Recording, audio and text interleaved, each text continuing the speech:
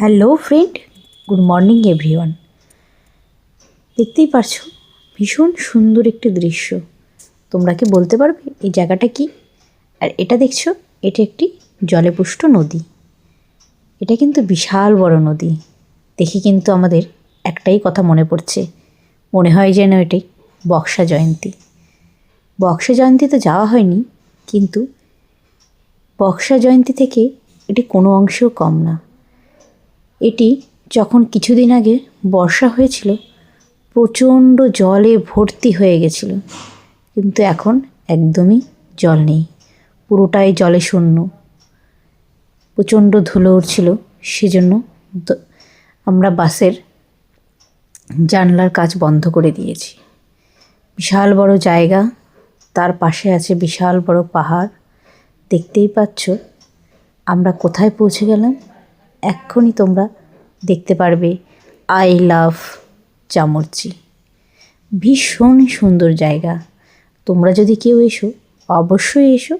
এটি হচ্ছে বানারহাটের সাইডে সুন্দর একটা ঘোরার জায়গা, আর সেখানেই আমরা চলে আসলাম।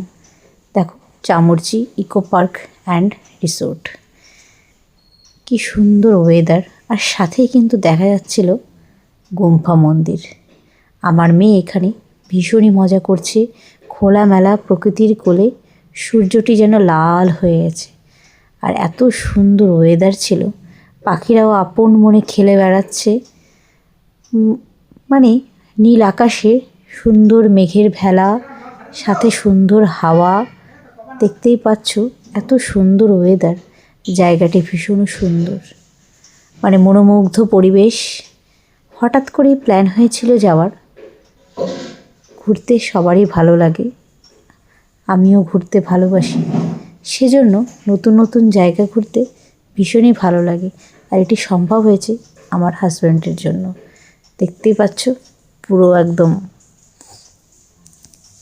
লুক নিয়ে চলে এসছে, আর আমার এই দুষ্টু মেয়েটি প্রচণ্ড দৌড়াদৌড়ি করছে, খেলছে। এত সুন্দর জায়গা, পার্ক, দোলনা, মানে সুন্দর, ভীষণই সুন্দর। বাচ্চা কাচ্চাকে নিয়ে এলে তাদের ভীষণই ভালো লাগবে, তাদের মনটিও ভরে যাবে।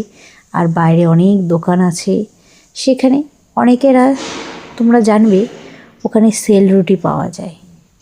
তোমরা সেল রুটি জানো তো? খুবই ভালো একটা খাবার, ভীষণই ভালো লাগে খেতে। আর এই দেখো এত সুন্দর জায়গাটি, সবাইকে হেল্প করে। আমার মেয়েও তো সুন্দরভাবে মিশে গিয়েছিল ওখানে গিয়ে। আর এত সুন্দর ভালো জায়গাটি, পাশে পাহাড়, মানে দেখে মনটি সত্যি ভরে যাচ্ছে। দেখো না, সূর্যটি মনে হচ্ছে উঁকি মারছে। আর এই যে স্লাইড আছে, দেখো কি ভালো লাগছে। খোলামেলা পরিবেশ। সময় যদি পাও তোমরা সবাই একবার গিয়ে ঘুরে এসো বানারহাটের এই ইকো পার্ক।